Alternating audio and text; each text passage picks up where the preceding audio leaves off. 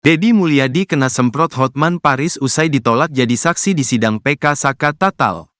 Deddy Mulyadi mendadak kena semprot Hotman Paris usai ditolak menjadi saksi dalam sidang peninjauan kembali PK Saka Tatal. Hotman Paris bahkan meminta Deddy Mulyadi berhenti mengawal kasus Vina Cirebon. Hotman Paris menyebut Deddy Mulyadi terlalu memanfaatkan kasus Vina Cirebon untuk kampanye Pilgub Jabar 2024. Deddy Mulyadi sebelumnya diminta keluar ruang sidang oleh hakim yang memimpin sidang PK Saka Tatal, Rizka Yunia di Pengadilan Negeri Cirebon pada Selasa, tanggal 30 Juli tahun 2024. Padahal Deddy Mulyadi diminta Titin Prialianti dan Farhad Abbascas untuk menjadi saksi sidang PK Saka Tatal. Hanya saja Deddy Mulyadi minta hadir bersama Dede Riswanto, teman AF yang menjadi saksi kunci kasus Vina Cirebon. Namun menurut Deddy Mulyadi, Dede Riswanto tak mendapat izin dari kuasa hukumnya, Otto Hasibuan Ces. Kewenangan di bawah kuasa hukumnya, sehingga saya tidak bisa mengajak Dede untuk menghadiri kegiatan yang bersifat beracara. Semuanya harus didampingi kuasa hukumnya. Sampai hari ini kuasa hukumnya belum memberikan izin pada Dede untuk memberi saksi di sini, kata Deddy Mulyadi. Deddy Mulyadi mengatakan seharusnya Farhad Abbascas menjalin komunikasi agar Dede Riswanto bisa dihadirkan menjadi saksi dalam sidang PK Saka Tatal. Tinggal komunikasi Farhad Abbascas dengan kuasa hukumnya, kan itu sudah di luar kewenangan saya, kata Deddy Mulyadi. Deddy Mulyadi menerangkan syarat utama dirinya menjadi saksi sidang PK Saka Tatal adalah harus didampingi Dede Riswanto. Karena saya hadir harus didampingi Dede. Sedangkan Dede di bawah kuasa hukumnya yang menentukan kehadiran Dedenya, jelas Deddy Mulyadi. Menanggapi itu, kuasa hukum keluarga Vina, Hotman Paris justru merasa heran atas penunjukan Deddy Mulyadi menjadi saksi sidang PK Saka Tatal.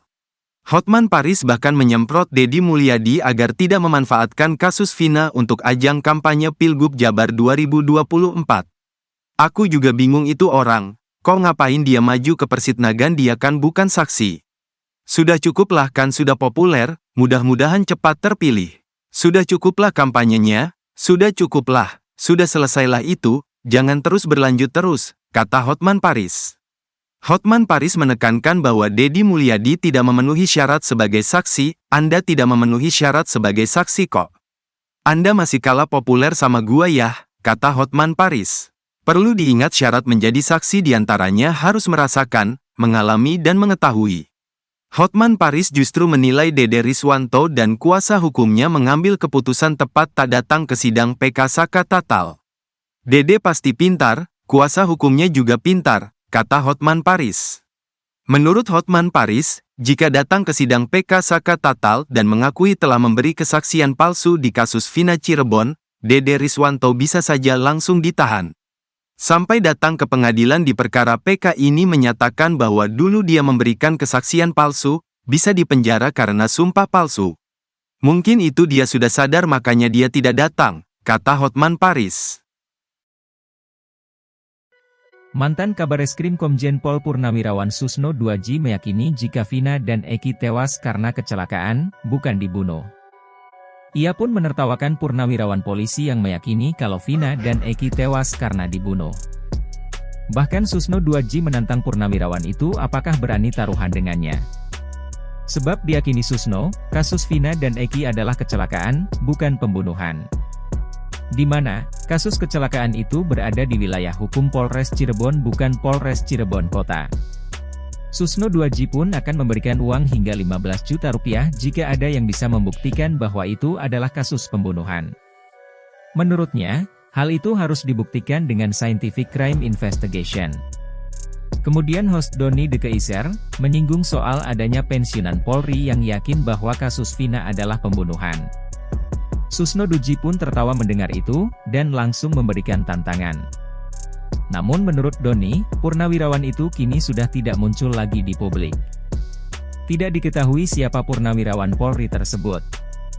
Susno Duadji juga menyinggung adanya purnawirawan Polri yang menyindir dirinya. Menurutnya, pengertian mereka bahwa Susno Duadji seharusnya membela Polri dengan cara menutupi kesalahan.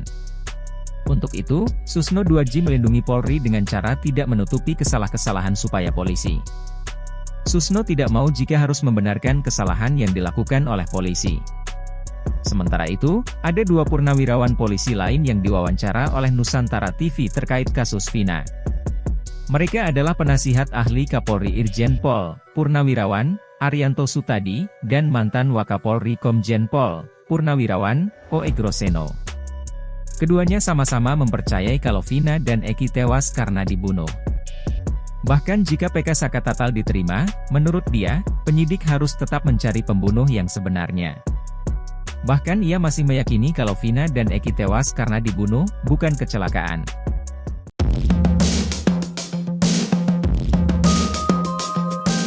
Akhirnya Ibtu Rudiana menjawab pertanyaan publik soal kaitannya dengan Aep dan Dede, saksi kasus Vina Cirebon. Ayah korban Eki itu mengungkap pengakuan tentang Aep dan Dede tersebut. Pengakuan tersebut diungkap Ibtu Rudiana setelah namanya tersudutkan dituding sebagai sutradara dalam kasus kematian Rizky Rudiana alias Eki dan Vina. Belakangan sosok Ibtu Rudiana merupakan ayah kandung korban Eki yang kini menjadi sorotan publik. Ia disebut-sebut sebagai kunci di balik kasus Vina Cirebon agar kasus terang benderang. Sebab, kasus pembunuhan yang terjadi pada tahun 2016 lalu itu kini semakin semerawut dan masih berbuntut panjang. Terlebih setelah Dede membuat pengakuan jika dirinya diarahan oleh Aep dan Ibtu Rudiana untuk membuat kesaksian palsu di tahun 2016 silam. Kini Ibtu Rudiana pun melakukan manuver setelah dituduh mengarahkan keterangan Dede saat BAP di kepolisian. Ibtu Rudiana menegaskan jika dirinya tak mengenal sosok Aep dan Dede. Menurutnya, ia hanya bertemu dengan Aep dan Dede pada 8 tahun silam saat peristiwa itu terjadi. Rudiana menyerahkan sepenuhnya kepada penyidik mengenai tudingan Dede yang mengarah kepada dirinya.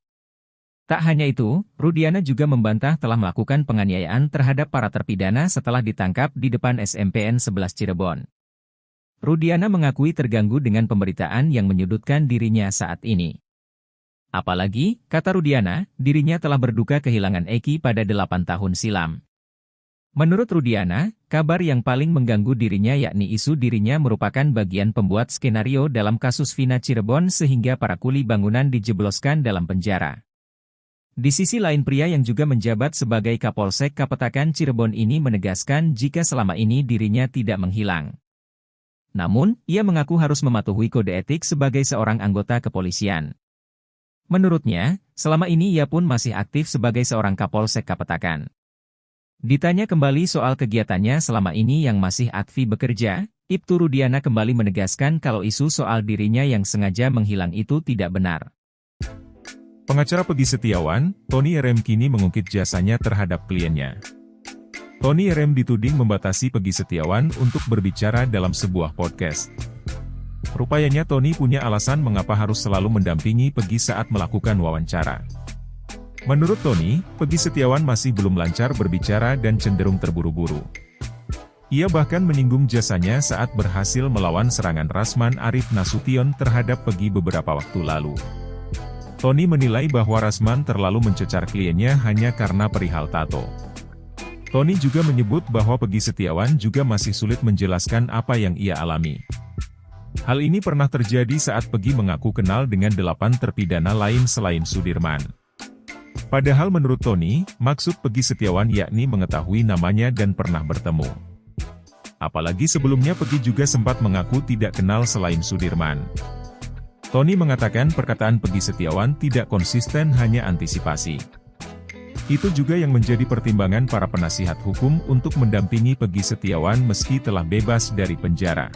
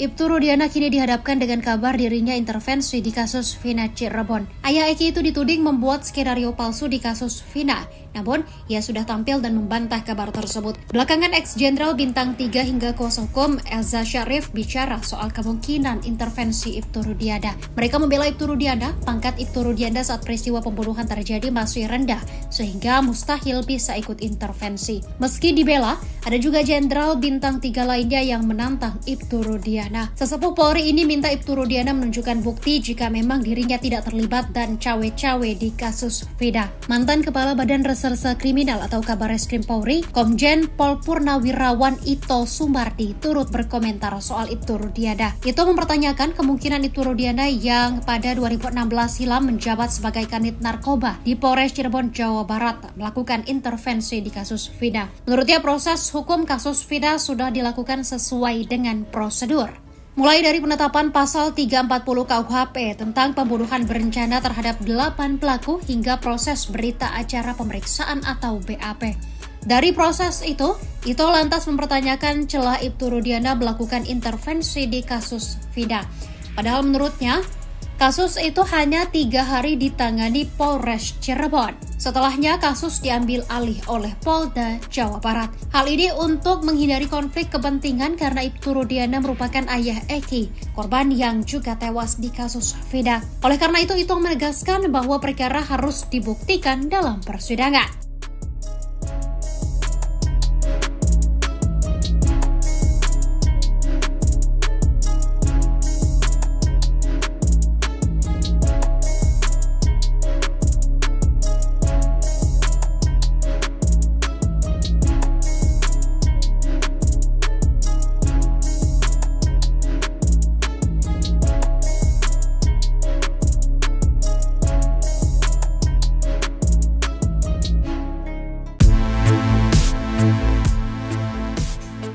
Ex-Kabareskrim Polri Komjen Purna Susno 2J jujur-jujuran bahwa dirinya belakangan ini merasa malu terhadap penanganan kasus Vina Cirebon yang mulai terkuak adanya rekayasa di baliknya. Menurutnya, jika peninjauan kembali Saka Tatal dan 7 terpidana lainnya dikabulkan, maka pihak kepolisian yang menangani kasus ini di tahun 2016 bakal kena sanksi. Tak terkecuali sosok Indra Jafar, ex-Kapolres Cirebon 2016 yang kini sudah berpangkat Jenderal Bintang 1. Seandainya ia masih aktif menjabat sebagai Kabareskrim, Susno bakal memberikan sanksi tegas terhadap para oknum polisi yang terlibat kasus ini. Susno sejujurnya mengaku malu dengan kelakuan polisi dalam menangani kasus Vina yang diyakininya telah merekayasa sedemikian rapi. Namun, akhirnya bangkai yang ditutup-tutupi polisi selama ini toh tercium juga oleh rakyat yang marah. Sebenarnya cerita film Vina sebelum 7 hari yang tayang di bioskop-bioskop menyudutkan para terpidana, yaitu Jaya, Supriyanto, Eka Sandi, Hadi Saputra, Eko Ramadhani, Sudirman, Rivaldi Aditya Wardana, dan Saka Tatal. Rakyat pun awalnya meradang hingga menghujat para terpidana tersebut. Namun, adanya campur tangan Tuhan, kata Susno, yang membuat kasus ini justru membongkar kebenaran yang sesungguhnya.